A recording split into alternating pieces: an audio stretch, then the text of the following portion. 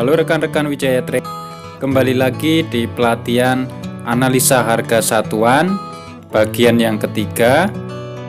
Jangan lupa rekan-rekan untuk subscribe, like dan share agar pelatihan-pelatihan yang kami berikan semakin bermanfaat dan channel kami pun juga semakin berkembang.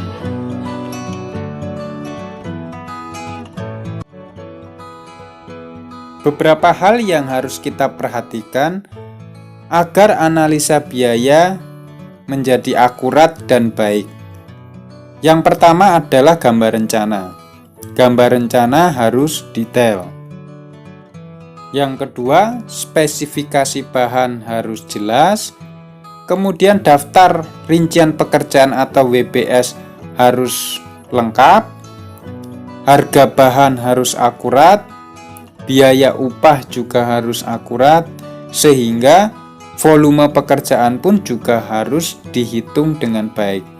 Jika keenam unsur ini telah dilakukan dengan baik, maka estimasi biaya yang didapatkan pun juga akan akurat.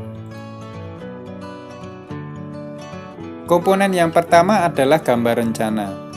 Gambar rencana pelaksanaan di lapangan harus jelas, mencakup dimensi, bentuk, dan spesifikasi materialnya. Kedua, spesifikasi bahan. Spesifikasi bahan harus jelas. Saat ini banyak sekali varian material yang digunakan, sehingga spesifikasi bahan harus jelas sehingga akan mendukung keakuratan estimasi biaya. Ketiga, daftar pekerjaan. Daftar pekerjaan harus dibuat sedetail mungkin mendasarkan pada gambar dan spesifikasi bahan.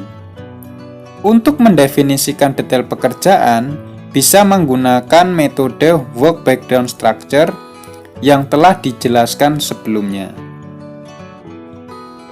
Metode work breakdown structure atau WBS memungkinkan kita untuk mampu mengelompokkan item pekerjaan menjadi item-item pekerjaan detail sehingga tidak ada pekerjaan yang akan terlewat. Yang keempat, harga bahan. Beberapa hal yang bisa dilakukan agar kita bisa menentukan harga bahan secara akurat adalah: yang pertama, kita menanyakan langsung ke toko atau supplier bangunan. Cara ini adalah cara yang paling akurat. Namun pada aplikasi di lapangan, tidak mungkin kita bisa menanyakan semua material ke toko bangunan. Sehingga untuk cara nomor 1 ini, yang bisa kita tanyakan ke toko bangunan adalah material-material yang sifatnya prioritas dan volumenya signifikan banyaknya. Jadi tidak semua material akan kita tanyakan ke supplier. Cara yang kedua, menggunakan data terdahulu dan membandingkannya dengan harga saat ini, sehingga harga material di masa lampau dijadikan acuan untuk memprediksi harga pada saat ini. Keakuratannya memang lebih kecil dibandingkan kita bertanya langsung ke supplier. Tetapi cara ini bisa digunakan untuk menganalisa material-material yang sifatnya adalah pendukung dan jumlahnya pun juga tidak terlalu banyak. Cara nomor 2 ini nanti akan menggunakan prosentase indeks atau PI. Jadi untuk harga tahun lalu akan kita prorata atau kita transformasi ke harga saat ini dengan faktor kali. Cara yang ketiga atau yang keakuratannya paling kecil adalah browsing di internet. Cara browsing di internet memiliki ketelitian paling rendah. Sebaiknya menggunakan cara ini hanya untuk memvalidasi atau untuk material-material yang memang susah untuk kita identifikasi datanya dengan cara nomor 1 atau nomor 2. Kemudian yang selanjutnya adalah biaya upah. Biaya upah ini tentu saja kita harus mencari datanya untuk pekerja atau laten, tukang batu, tukang kayu, tukang cat, kepala tukang, dan mandor. Harganya berbeda-beda. Yang keenam adalah volume pekerjaan. Volume satuan pekerjaan adalah menghitung jumlah banyaknya volume pekerjaan dalam satu satuan. Satuan yang akan kita gunakan, saya sarankan mengacu pada SNI harga satuan. Karena dalam SNI harga satuan sudah diberikan nilai koefisien untuk upah dan material, sehingga akan mempermudah kita dalam melakukan analisa harga satuan. Metode menghitung harga satuan ada berbagai cara. Yang pertama dengan menggunakan analisa BOW, cara SNI, cara bina marga, cara modern, dan gabungan pengalaman. Untuk metode analisa BOW dan SNI menggunakan cara koefisien, sedangkan cara dari bina marga dan cara modern lebih menggunakan pada man hour. Cuma saya sarankan yang lebih familiar adalah menggunakan cara BOW dan cara SNI.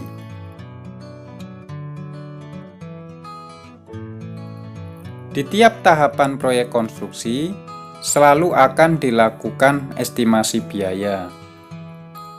Tahapan konstruksi dibagi menjadi 4 tahapan: studi kelayakan, perencanaan, pengadaan, dan pelaksanaan konstruksi. Di tiap tahapan dilakukan estimasi biaya dengan nilai akurasi yang berbeda-beda.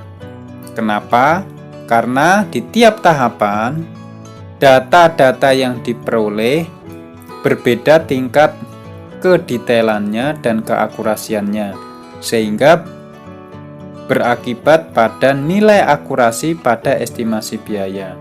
Untuk lebih detail tentang penjelasan estimasi biaya pertahapan konstruksi, rekan-rekan bisa ikuti pelatihan dasar-dasar manajemen biaya konstruksi.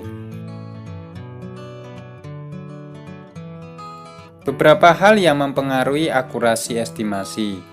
Yang pertama adalah terkait data dan informasi. Yang kedua, teknik dan metode yang digunakan. Kemudian kecakapan dan pengalaman estimator, serta tujuan pemakaian dari estimasi biaya itu sendiri. Beberapa masalah-masalah yang sering ditemui dalam melakukan estimasi biaya konstruksi antara lain membuat estimasi untuk proyek yang besar dan kompleks merupakan pekerjaan yang cukup rumit, mengingat bahwa estimasi dilakukan pada berbagai level proyek. Sehingga untuk proyek dengan kompleksitas pekerjaan yang tinggi, maka dibutuhkan kerja tim dari berbagai disiplin ilmu untuk mampu membuat estimasi dengan tingkat akurasi sebaik. Banyak orang melakukan estimasi dengan sedikit pengalaman akan pekerjaan yang berkaitan. Maka solusi yang bisa dilakukan adalah mencoba untuk melakukan pelatihan dan mentoring secara berulang-ulang. Setiap orang dalam melakukan estimasi akan berbeda-beda. Maka bias dari perbedaan estimasi yang terjadi bisa diminimalisir dengan mengajukan pertanyaan dan memberikan justifikasi yang kritis terhadap dasar dari analisa biaya yang dilakukan. Manajemen menginginkan sejumlah tawaran, namun tawaran-tawaran tersebut bukanlah estimasi yang sebenarnya.